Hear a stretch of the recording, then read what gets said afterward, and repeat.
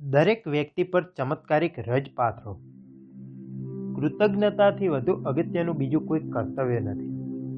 પ્રાચીન ગ્રંથોમાં આપણે વાંચતા આવીએ છીએ કે જેટલું આપશો તેનાથી 100 ગણું મેળવશો. દિલથી કરેલ દાન, સમર્પણ કે મદદ એળે જતા નથી. તેથી જ આપણે કૃતજ્ઞતા વ્યક્ત કરવી જ જોઈએ. જ્યારે તમે અન્ય દ્વારા મદદ મેળવો ત્યારે માત્ર ફરજ તરીકે થેન્ક યુ ન કહો, ખરા દિલથી આભાર વ્યક્ત કરવો એ તમારી ફરજ જ નથી, અનિવાર્ય ફરજ છે. કેમ કે તમારું જીવન સુધારવામાં એક કૃતજ્ઞતા મોટો ભાગ ભજવે છે. કૃતજ્ઞતા અત્યંત શક્તિશાળી ઈંધણ છે. તમે જે તરફ કૃતજ્ઞતા વહેવડાવશો તે તરફ તે વહેશે. કૃતજ્ઞતાને તમે જાદુઈ ધૂળ સમજો. જ્યારે તમે થેન્ક યુ કહો છો ત્યારે ખરેખર તો એ જાદુઈ રજકણોનો તે વ્યક્તિ પર છંટકાવ કરો છો. એ ચમત્કારિક રજકણો તમે જ્યાં જ્યાં છાંટશો તેટલી શક્તિશાળી અને પોઝિટિવ ઉર્જા એ વ્યક્તિ સુધી પહોંચશે. રોજે રોજ ઈમેલ, વોટ્સઅપ, ઇન્ટરનેટ, ફોન કે પત્રો દ્વારા ઓફિસ, ઘર, રેસ્ટોરાં, લિફ્ટ, બસ કે ટ્રેનમાં આપણે અનેક લોકોના સીધા સંપર્કમાં આવીએ છીએ. આમાંથી અનેક સીધી કે આડકતરી રીતે આપણને મદદ કરતા હોય છે તથા કૃતજ્ઞતાના હકદાર હોય છે. માત્ર એક દિવસમાં તમે આવા કેટલા લોકોને મળો છો? કરિયાણાની દુકાનનો કર્મચારી, રેસ્ટોરાંમાં કામ કરતો વેઇટર, બસ કે ટેક્સીના ડ્રાઈવર, ધોબી, છાપાવાળો કે તમારી ઓફિસનો પટ્ટાવાળો. કસ્ટમર સર્વિસના ક્ષેત્રમાં કામ કરતા આવા કેટલાય લોકો તમને સેવા આપે જ રાખે છે અને તમે લીધે જ રાખો છો. તમે ક્યારેય તેમનો આભાર માનવાની તસ્દી લો છો? ના. આપણે તો એક દિવસ પેપર કે દૂધ મોડું આવે તો ઝઘડો કરવા બેસી જઈએ છીએ, ખરું ને? એક બાબત ભૂલશો નહીં. તમે સેવા ક્ષેત્રમાં કામ કરતા આ કર્મચારીઓ તરફ કૃતજ્ઞતા વ્યક્ત નહીં કરો તો તમને સેવા મળતી બંધ થઈ જશે. ઘરમાં કે સોસાયટીમાં પ્રત્યેક સેવા સમયસર મળે તથા તેની જાળવણી થાય તેને માટે કેટલી એજન્સીઓ 24 કલાક કામ કરતી હોય છે. ઇલેક્ટ્રિસિટી કંપનીના કર્મચારીઓ, ગેસ, ટેલિફોન, રસ્તા કે કચરો ઉપાડનાર સફાઈ કર્મચારીઓ. સફાઈ કર્મચારીઓ વગર તો ગામ શહેરનું શું થાત? આપણા રસ્તા, પબ્લિક પાર્ક, બાથરૂમો, મૂતળીઓ, બસો, એરપોર્ટ, હોસ્પિટલ, રેસ્ટોરાં, સુપરમાર્કેટ હોય કે ઓફિસ બિલ્ડિંગ હોય, બધે જ ઉકરડા સર્જાઈ ગયા હોત, રોગચાળે ફાટી નીકળ્યો હોત. આપણે એ બધાને પ્રત્યક્ષ તો ન જ મળી શકીએ, પરંતુ પરોક્ષ રીતે તેમના પર પેલી ચમત્કારિક રજનો છંટકાવ તો કરી જ શકીએ, ખરું ને? આજ પછી તમે જ્યારે પણ તમારી ઓફિસમાં ચોખ્ખા ટેબલ, ખુરશી કે બાથરૂમ વાપરો ત્યારે સફાઈ કર્મચારીનો આભાર જરૂર માનજો. તમે રેસ્ટોરન્ટમાં જમવા ગયા હો ત્યારે જે વેઇટર તમને સર્વિસ આપે છે તેને ટીપ આપવાથી તમારી ફરજ પૂરી થઈ ગઈ હોય તેમ ન માનશો. તમારે માટે જે ટેબલ સાફ કરે છે, જે રસોઈ બનાવે છે, જે મેનુ આપીને ઓર્ડર લે છે તથા છેલ્લે સર્વિસ આપીને ટેબલ સાફ કરીને મુખવાસ મૂકી જાય છે, એ સર્વેને થેન્ક યુ અચૂક કહેજો. ત્યાં પણ મેજિક ડસ્ટ પાથરજો. તમે સુપરમાર્કેટમાં, નાની દુકાનમાં કે શાક ખરીદવા ગયા હો તો ત્યાં પણ દરેક પ્રત્યેક કૃતજ્ઞતા જરૂર બતાવજો. તમે પ્લેનમાં મુસાફરી કરવાના હો તો ચેક ઇન કરનાર કર્મચારીઓ, સિક્યુરિટીનું ચેકિંગ કરનાર કર્મીઓ, ટિકિટ ચેક કરનાર તથા કેબિન ક્રૂનો જરૂર આભાર માનજો. એર હોસ્ટેસ જે ભલે ફરજ ખાતર પણ મીઠું હસીને આપને આવકારે છે તેને થેન્ક યુ જરૂર કહેજો. વિમાનમાં તે તમને ખાવાની તથા પીવાની ચીજ વસ્તુઓ આપે છે. તમે ખાવાનું પૂરું કરો ત્યારે પ્લેટ પાછી લઈ જાય છે તથા ફ્લાઇટમાંથી ઉતરવાના સમયે તેની કંપનીની ફ્લાઇટમાં મુસાફરી કરવા બદલ કેપ્ટન તથા બધા જ કર્મચારીઓ વતી આપનો આભાર વ્યક્ત કરે છે. તમે પણ વિમાનમાંથી ઉતરતી વખતે બધાનો અવશ્ય આભાર માનજો. માત્ર એક ફ્લાઇટ માટે આ ક્રિયા નથી કરવાની. જ્યારે વિમાનમાં પ્રવાસ કરો ત્યારે એટલું જ વિચારો કે આકાશમાં પક્ષીની જેમ ઉડીને ફટાફટ બીજે સ્થળે પહોંચવું એ કોઈ ચમત્કારથી કમ નથી. તમારા કામમાં તમને રોજે રોજ મદદ કરનાર ક્લાર્કો, બેંકના કર્મચારીઓ, રિસેપ્શનિસ્ટ, કેન્ટીનનો સ્ટાફ, સફાઈ કર્મચારીઓ, સહકર્મચારીઓ કે ડ્રાઈવર બધા જ કૃતજ્ઞતાના હકદાર છે.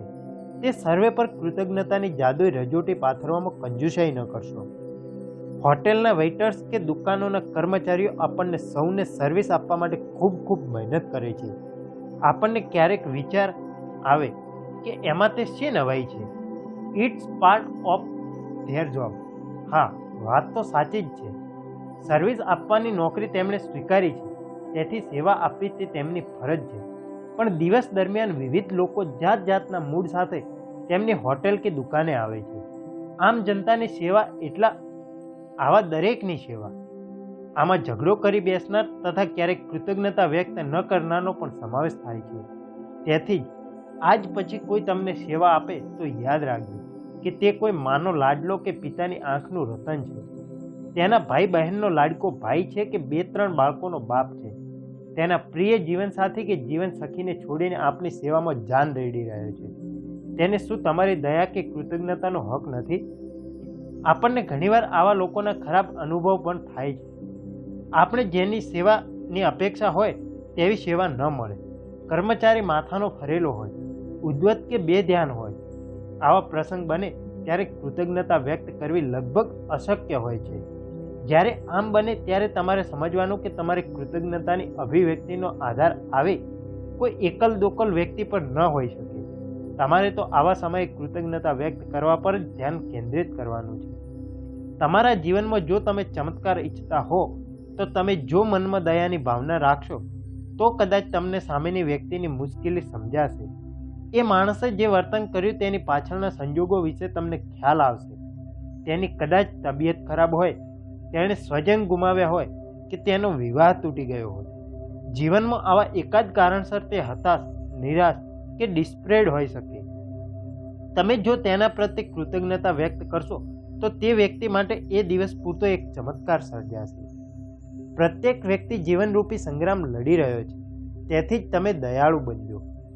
ધારો કે તમે કોઈને ફોન પર થેન્ક યુ કહેવા ઈચ્છો છો. તે વ્યક્તિની મદદ માટે તમે આભાર વ્યક્ત કરવા ઈચ્છતા હો તો માત્ર થેન્ક યુ કહે ન ચાલે, કારણ જરૂર આપજો. દાખલા તરીકે, તમે ફલાણા કામમાં મને મદદ કરી તે બદલ ખાસ thank you. Thanks for your time. અરે, તમે સલાહ ના આપી હોત તો અમે તો અટવાઈ જ ગયા હોત. તમે અણીને વખતે ન આવ્યા હોત તો મારા બાપુજી બચત જ નહીં. થેન્ક્સ. તમે જો આ મુજબ વર્તન કરશો તો સામેની વ્યક્તિની પ્રતિક્રિયાથી તમે દંગ થઈ જશો. તેને પણ તમારે નિખાલસતા માટે માન થશે. તમે જ્યારે કોઈનો આભાર માનતા હો ત્યારે તે વ્યક્તિની સામે જોઈને જ બોલજો. તમે તેની આંખમાં આંખ મિલાવીને વાત નહીં કરો તો તેને તમારી કૃતજ્ઞતાનો અહેસાસ નહીં થાય. પેલી જાદુઈ રજનો છંટકાવ નહીં થાય. કૃતજ્ઞતાની ભાવનાને હવામાં ન ઉછાળશો. એ સમયે તમે નીચું જોઈ જશો કે સેલફોન પર વાતો કરવા માંડશો તો સમજી લેજો કે તમે આભારની અભિવ્યક્તિનો અવસર ગુમાવી દીધો છે. તમે બીજા 2-3 કામ કરતાં કરતાં થેન્ક્સ કહેતા હશો તો તેમાં ઈમાનદારી નહીં હોય. 2-3 વર્ષ પહેલાંની જ વાત છે. હું મારી બહેન માટે ગિફ્ટ ખરીદવા એક દુકાનમાં ગયો. સ્ટોરમાં જે યુવાન ચુલબુલી સેલ્સ ગર્લ હતી તેણે મને 2-3 પ્રશ્ન પૂછ્યા અને પછી તે રેસ્ટોરન્ટ ચીજ વસ્તુ શોધવા માંડી પડી. જાણે પોતાની સગી બહેન માટે ગિફ્ટ ખરીદવાની ન હોય. ખૂબ મહેનત કરીને તેણે એક પરફેક્ટ ગિફ્ટ શોધીને સુંદર બોક્સમાં મૂકી, પેક કરીને બેગમાં મૂકીને મારા હાથમાં આપી. બરોબર એ જ વખતે મારા સેલફોનની રિંગ રણકી ઉઠી. મેં એક હાથે બિલ ચૂકવ્યો અને હું ફોન પર વાતો કરતાં કરતાં સ્ટોરની બહાર નીકળી ગયો. મોલના દરવાજે પહોંચતા જ મને કંઈક વિચિત્ર ફિલિંગ થવા લાગી. હું તરત જ પેલા સ્ટોરમાં પાછો ગયો. પેલી સેલ્સ ગર્લનો હાથ પકડીને મેં તેનો ખરા દિલથી માત્ર આભાર જ ન માન્યો, પરંતુ હું શા માટે તેની આભારી છું તે કારણો પણ ગયા. તેણે મારે માટે, મારી બહેનને માટે જે કાંઈ કર્યું તેની હું ખરેખર કદર કરું છું તે જણાવીને તેને જાદુઈ ધૂળથી જાણે નવડાવી નાખી. તમે માનશો નહીં, પણ તેની આંખમાં આંસુ આવી ગયા અને પછી તેના મોં પર સ્મિત વ્યાપી ગયું. આવું સરસ સ્માઇલ તો મેં ક્યારેય નહોતું જોયું. દરેક ક્રિયાની સમાન માત્રામાં પ્રતિક્રિયા હોય છે. કૃતજ્ઞતા સાથે જ્યારે સચ્ચાઈ ભળે છે ત્યારે સામેની વ્યક્તિ તેને અનુભવી શકે છે. એ સમયે ફક્ત તેને જ નહીં, તમને પણ અંદરખાને ખૂબ જ સંતોષની લાગણી થાય છે. તે દિવસની જ વાત કરું તો હું સ્ટોરની બહાર નીકળ્યો ત્યારે મારા દિલમાં એવો અવર્ણનીય આનંદ વ્યાપેલો હતો કે એનું વર્ણન કદાચ હું શબ્દોમાં નહીં કહી શકું.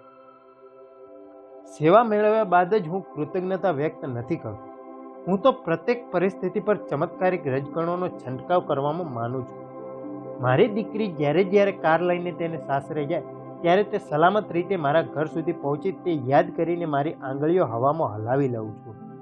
મનોમન વિચારું છું કે હું તેના પર તથા તેની કાર પર મેજિક ડસ્ટ પાથરી રહ્યો છું.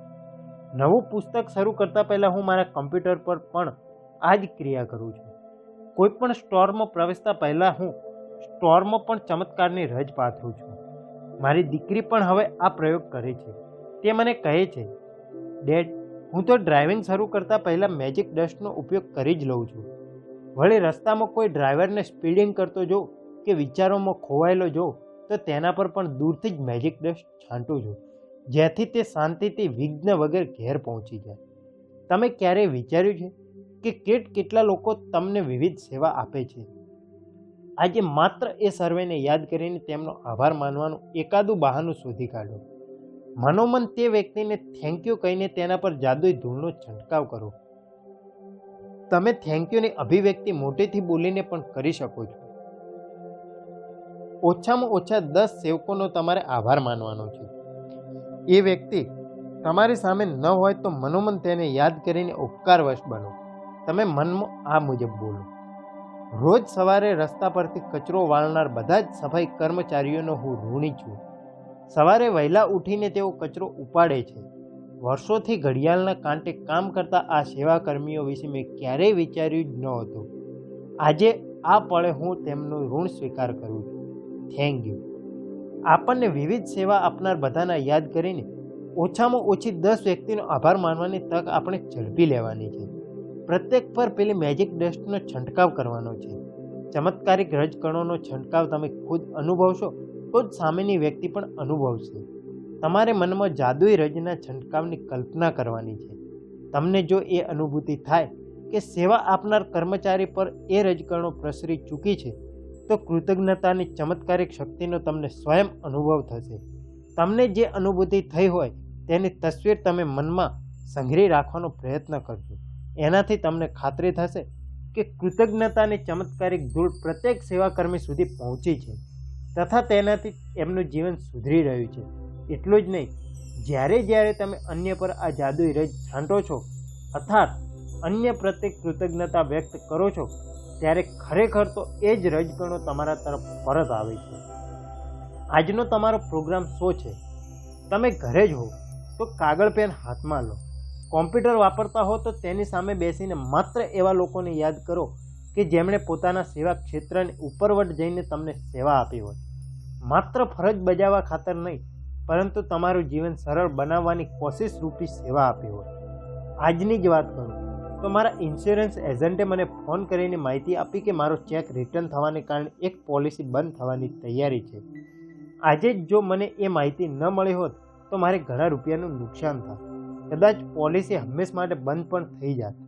આપણા પોસ્ટમેન, કચરો ઉપાડનાર, કરિયાણા તથા શાકભાજીવાળા, હોમ ડિલિવરી કરનાર દુકાનદારો, બેંકના જૂના જાણીતા ક્લાર્ક, કામવાળી બાઈ કે નોકર, આવા તો કેટલા લોકો આપણને રોજ સેવા આપે છે. સવારે છાપો નાખનાર ફેરીઓ, દૂધની થેલીની હોમ ડિલિવરી કરનાર કે ટીવી રિપેર કરનાર, 10 નામો તો 1 મિનિટમાં આંગળીને વેઢે ગણાઈ જાય.